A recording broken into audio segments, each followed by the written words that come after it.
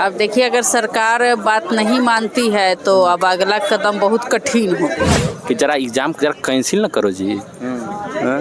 आई तुम का किए हो गड़बड़ सरबर। कहीं अनसेफ जगह ये है लड़कियों के लिए। अनसेफ है, लेकिन ये हमारे लिए घर जैसा है। तो लड़कियां जब आती हैं उन्हें अपने घर जैसा फील होता है।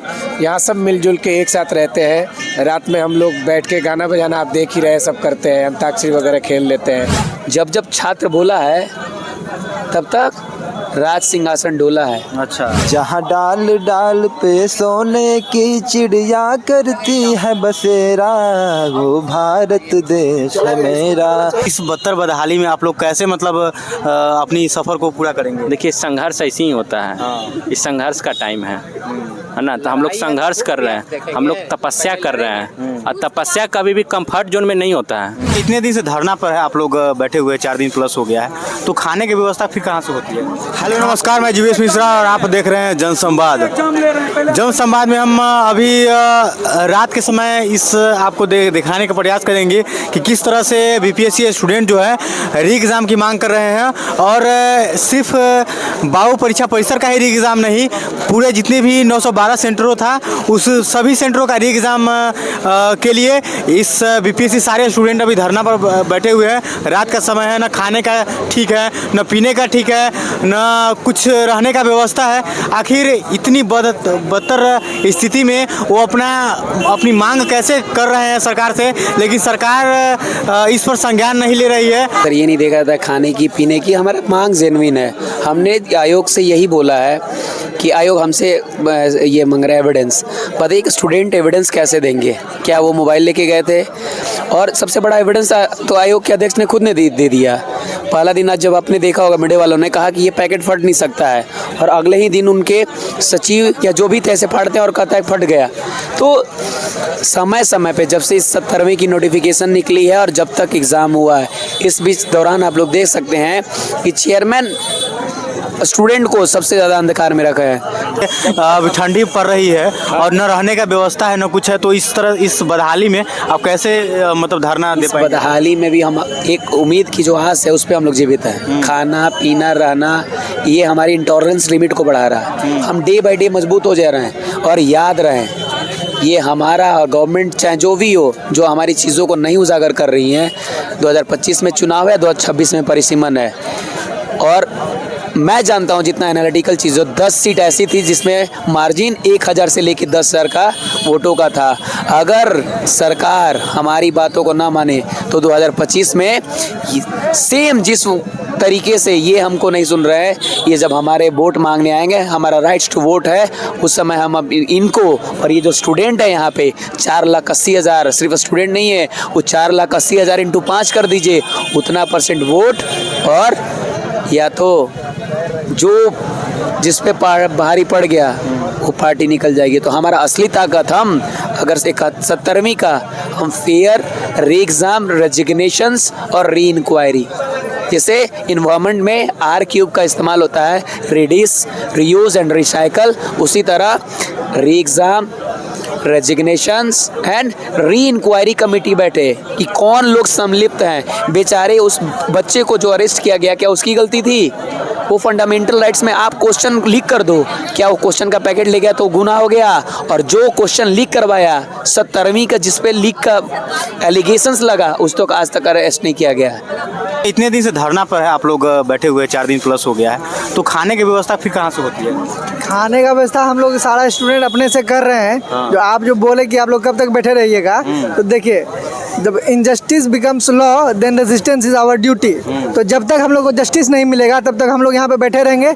ये हमारा लोकतांत्रिक अधिकार है और हमारा कर्तव्य है। और जितने लोग यहाँ नहीं आ रहे हैं, जो स्टूडेंट सोच रहे हैं कि लोग जो बैठा हुआ है फिर निकल जाएगा, वैसा कुछ नहीं होने वाला। जब तक हम लोग को जस्टिस नहीं मिलेगा, हम लोग यहाँ पे बैठे रहेंगे, अपने अधिकार के लिए अंतिम सांस तक यहाँ पर लड़ते रहेंगे। जब तक हमारी मांग पूरी नहीं होगी तब तक चलेगा। अच्छा, हाँ। ठंड के मौसम है, न खाने का ठीक है न रहने का ठीक है, वो तो हम आखिरी लास्ट 2 साल से ना ठंड ना बरसात ना गर्मी सब कुछ झेलते हुए ही चल रहे हैं। तो आखिर अपने हक की लड़ाई के लिए तो लड़ना ही पड़ेगा। वो तो जहाँ कैंसिल हुआ था वहाँ का आया था। पर देखिए क्या होता है। तो उसको खुश है या फिर क्या? खुश रहते तो यहाँ, सारे सेंटरों खुश रहते तो यहाँ नहीं रहते हैं। अच्छा। ना खुश हैं तभी आए हैं री एग्जाम कराने के लिए। देखिए आज तो 18 से आज 22 दिन हो गया।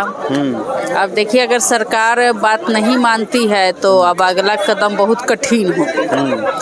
विद्यार्थी तो उग्र होंगे ही, क्योंकि अब अति हो गया है। सरकार तक तो बात अभी तेजस्वी जी आए थे और भी आदमी लोग आए थे, लेकिन हमारी आवाज़ हमारी जो दिक्कत है वो हमारे मुख्यमंत्री के पास पहुँचे नहीं रही है। और कल जो है एक अलग आंदोलन होगा यहाँ, आपको भीड़ देखने के लिए काफ़ी मिलेगी। अच्छा, किस तरह का आंदोलन होगा? अलग मतलब अलग अभी तो सत्याग्रह ही ना हम लोग करेंगे।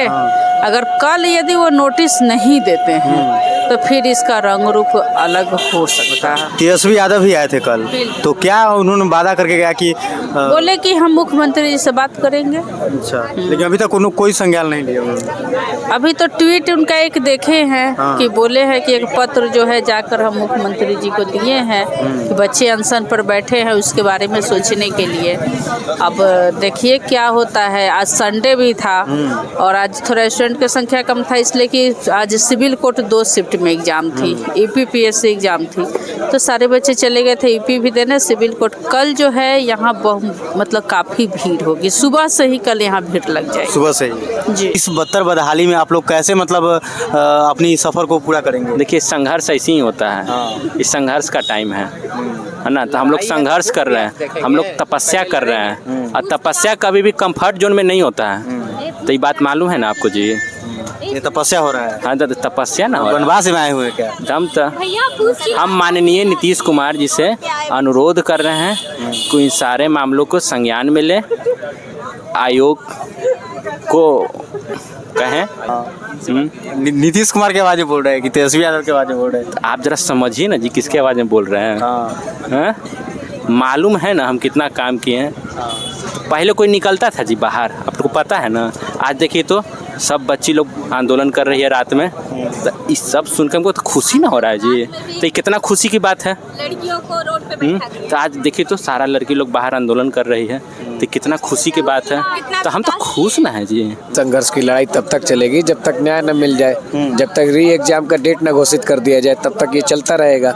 हमारी 3 ही तो मांग है ना, इतनी बड़ी तो मांग है नहीं। ऐसा तो है नहीं कि बिहार में बीपीएससी ने कभी दोबारा री एग्जाम करवाया नहीं है। 67 बीपीएससी उठा के देख ले। बीपीएससी का अपना ही तो इतिहास है ना। एक ही तो सेंटर पे गड़बड़ी हुई थी आरा में, वहाँ से सूचनाएं आई। हम लोग अभी सेंटर से घर के लिए निकले थे, बस में ही थे, कोई ट्रेन में था कोई बस में था, सूचना आई कि पीटी की परीक्षा रद्द की जाती है, दोबारा की जाएगी। तब भी तो एक ही सेंटर पे गड़बड़ी हुई थी ना। अच्छा, बापू परीक्षा सभागार का डेट भी आ चुका है एग्ज़ाम होने का, तो फिर ये नोटिफिकेशन हम लोग मानते ही नहीं है। पहली बात तो ये है। ये देखिए उनकी जो आयोग वाले हैं उनकी हड़बड़ाहट इस नोटिफिकेशन से जाहिर होती है। जब भी हम लोग छात्र कुछ करते हैं वो हड़बड़ाहट में नोटिफिकेशन जारी कर देते हैं। आपको याद होगा 6 तारीख को आयोग के गेट पे जाके धरना प्रदर्शन करने वाले थे छात्र। इन्होंने क्या किया, 5 की रात्रि में एडमिट कार्ड जारी कर दिया। इन्हें लगा कि ये कमज़ोर पड़ जाएंगे, लेकिन ऐसा हुआ नहीं हुआ। छात्र फिर भी गए। ये 4 तारीख का नोटिस निकाल के हमें कमज़ोर नहीं कर सकते हैं, हम फिर भी करेंगे अपना। ये 4 तारीख को एग्ज़ाम ले उससे भी हमें कोई फ़र्क नहीं पड़ता है, ये तब भी निरंतर जारी रहेगा। अच्छा, ये गाना वाना बजाकर आप लोग मतलब क्या दर्शाने की कोशिश कर रहे हैं? हम लोग सत्याग्रही हैं ना, तो सत्याग्रह का जो तरीका होता है हम उस तरीके से कर रहे हैं। अच्छा, आयोग के जो माननीय अध्यक्ष जी हैं वो उपद्रवी, नॉन सीरियस, पता नहीं कैसे कैसे शब्दों से बिहारी छात्रों को नवाजित करते हैं। आके देखें कौन सा उपद्रव यहाँ हो रहा है, कौन से असामाजिक तत्व बैठे हुए हैं यहाँ पे। तेजस्वी यादव भी आए थे जी, कल रात में आए हुए थे वो। अच्छा, क्या कह रहे थे, क्या क्या वादा करके गए हैं, क्या क्या काम करेंगे वो? देखिए उन्होंने कहा है कि हम आपकी मांग को उठाएंगे, हम आपके साथ हैं, हम आपका समर्थन करते हैं। वो आए तो देखिए, चूंकि हम लोग सत्याग्रह का गाना गाते हैं, सत्याग्रह का गाना गा करके जो है अपने दिनों को याद करते हुए कि ये भी दिन याद रहेंगे कभी सफलता के बाद। उत्साह बढ़ाते हैं लोगों का, जो हमारे साथ में जितने भाई लोग जुड़े हुए हैं, बहनें हैं, टीचर हैं, उन लोगों का उत्साह बढ़ाते हैं हम लोग, उन वर्ड से उत्साह बढ़ाते हैं। तो इसलिए गाना गाते हैं। इससे भी पहले जो सत्याग्रह जो हमारे गांधी जी ने किया था, चाहे 1905 ईस्वी में जो बंगाल विभाजन के समय हुआ था, तो उस समय राखियां बांधी गई थी कलाइयों पे और गाना भी गाए गए थे, देशभक्ति गाने गाए गए थे उस समय। किस तरह का गाना गाते हैं? मैं देशभक्ति गाना गा रहा हूँ।